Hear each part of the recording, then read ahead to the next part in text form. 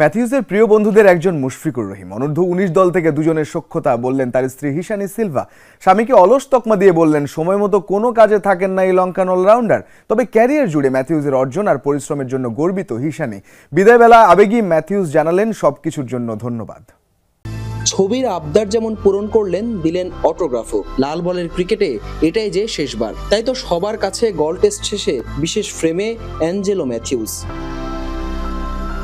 দীর্ঘ ক্যারিয়ারে 119 টেস্টে আছে 8,000-এরও বেশি রান। শ্রীলঙ্কার ক্রিকেটের দুঃসময়ের অন্যতম এই সারথীকে নিয়ে গর্বিত তার স্ত্রী হিশানি সিলভা।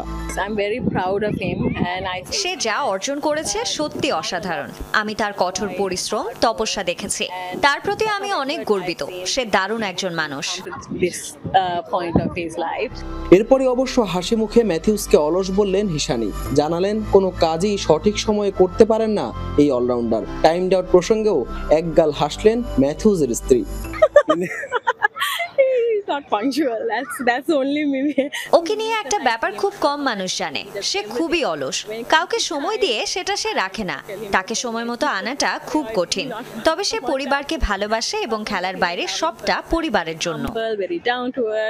বাংলাদেশের প্রসঙ্গ আসতেই বললেন ম্যাথিউসের প্রিয় বন্ধু মুশফিকুর রহিম। বহু আগ থেকেই তাদের মাঝে ভালো সম্পর্ক জানালেন তার স্ত্রী। যুবদল থেকেই তারা একসাথে খেলেছে। মুশফিকুর রহিম বাংলাদেশের ম্যাথিউসের প্রিয় বন্ধু। ওর সাথে ভালোই যোগাযোগ হয়। ম্যাচ শেষে সাদা পোশাকে শেষবার প্রেস কনফারেন্সে আসেন ম্যাথিউস। বিদায় বেলা দিলেন আবেগ ঘন বার্তা।